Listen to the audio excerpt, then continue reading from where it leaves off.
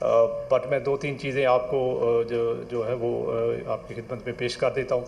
पहली बात तो ये कि पिछले साल हमारा जो इन्फ्लेशन सा जो फिस्कल ईयर ख़त्म हुआ है, हेडलाइन इन्फ्लेशन एवरेज जो है वो 4.5% रहा, जो कि हमारे जो रेंज है जो हमने डिसाइड की हुई थी स्टेट बैंक की तरफ से टारगेट वो, और गवर्नमेंट का भी वही टारगेट था 5 to 7%, तो उससे स्लाइटली नीचे की साइड पे था, but was close to the target.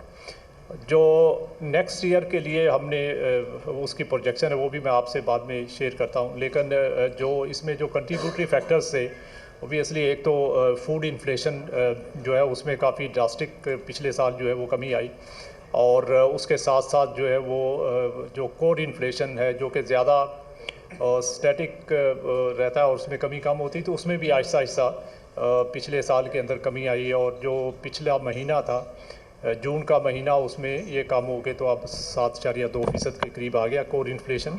और इसी तरह जो हमारा हेडलाइन इन्फ्लेशन है पिछले महीने जून में ये 3.2% था। तो आपने देखा होगा कि अप्रैल के अंदर जो है वो इन्फ्लेशन हेडलाइन जो है वो बॉटम आउट हुआ और ये तकरीबन 0.3% के करीब आके तो इसने बढ़ना शुरू कर दिया, और पिछले 2 माह में मई और जून के अंदर इसमें इजाफा हुआ है, और आगे भी हम देख रहे हैं कि इसका अगले साल जो है वो थोड़ा शुरू में कम इजाफा है, उससे आगे थोड़ा ज़्यादा इजाफा है, बट इसका नॉर्मल जो स्टांस है हमारा वो वही रहेगा। और इसके साथ साथ जो हम देख रहे हैं कि चूँकि एनर्जी प्राइसेस अभी रिसेंटली कुछ उसमें एडजस्टमेंट्स हुई हैं, और आगे चल के बेस इफ़ेक्ट जो है वो उसका भी वो फेवरेबल नहीं रहेगा, तो उसका भी इम्पैक्ट जो है वो नेक्स्ट ईयर में आएगा। तो इस सब चीज़ों को देखते हुए कमेटी ने ये डिसाइड किया, और उसके अलावा बाकी के जो हमारे इंडिकेटर्स हैं जिसमें ख़ासकर जो है वो एक्सटर्नल अकाउंट की हमारी सिचुएशन है उसको भी रिव्यू किया, और उसके बेस पे कमेटी ने डिसाइड किया कि हम जो है वो इस साल का इस कमेटी में इन्फ्लेशन इसका जो रेट है वो उसको मेंटेन रखें। ख़ासकर एक्सटर्नल अकाउंट के ऊपर बहुत ज़्यादा केयरफुली उसको रिव्यू किया गया, और उसके अंदर रिसेंट जो चेंजेस आई हैं उसके ऊपर काफ़ी फोकस किया गया। और आपने देखा होगा कि हमारे इंपोर्ट्स जो हैं वो पिछले साल जो 24 का साल था उसके मुकाबले में 25 में उसमें सब्सटेंशियल इंक्रीज़ आया।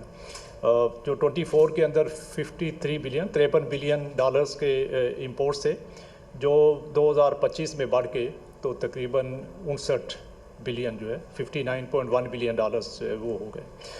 तो इसके अंदर जो ओवरऑल इंक्रीज़ था वो तकरीबन 11% के करीब था, 11.1%। लेकिन ज़्यादा जो इसमें देखने की बात है कि नॉन ऑयल इंपोर्ट्स में कैसे उसमें चेंज आया। तो नॉन ऑयल इंपोर्ट्स जो हैं वो 16% से बढ़े हैं, और ये इस चीज़ को भी इंडिकेट करता है कि हमारे जो इंपोर्ट्स हैं उसमें एक ब्रॉड बेस्ड ग्रोथ हुई है, और साथ में इकनॉमिक एक्टिविटी ने चूँकि पिकअप करना शुरू किया है, तो उसमें अदर देन ऑयल इंपोर्ट्स जो है वो भी काफ़ी सब्सटेंशियल इंक्रीज़ आया है। और साथ साथ जो है वो हमारे जो दूसरे करंट अकाउंट के हमारे कंपोनेंट्स हैं जिसमें रेमिटेंसेस हैं, एक्सपोर्ट्स हैं, उसमें भी आया है, थोड़ा इजाफा हुआ है उसमें भी, लेकिन एक्सपोर्ट्स का इजाफा जो है वो काफ़ी कंटेन्ड है एज़ कम्पेयर टू रेमिटेंसेस। तो लास्ट ईयर एक्सपोर्ट्स जो है वो 4% से थोड़ी ऊपर बढ़ी हैं, जो कि वो रिलेटिवली कम थी, उसको मज़ीद जो है वो बेहतर होना चाहिए ताकि हम अपना करंट अकाउंट जो है उसको मेंटेन कर सकें, सरप्लस या उसके डेफिसिट को कंटेन कर सकें। रेमिटेंसेस का बहुत अच्छी आपने देखा ग्रोथ है पिछले साल, और ये 38 बिलियन डॉलर टोटल रेमिटेंसेस थी as against 38.3 billion dollar as against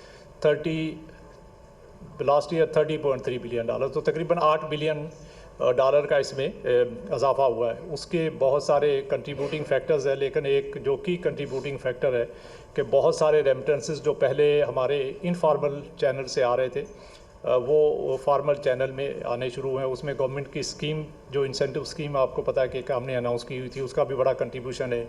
इसके अलावा एक्सचेंज रेट के जो डायनामिक्स हैं वो ओपन मार्केट के मुकाबले में जो इंटर बैंक की और एक्सचेंज कंपनीज़ की परफॉर्मेंस है वो भी उसमें भी काफ़ी उसका कंट्रीब्यूशन है। तो बहरहाल इसका नेट रिज़ल्ट हमारे पास ये निकला कि हमारे 8 बिलियन डॉलर से रेमिटेंसेस जो है वो बढ़े हैं।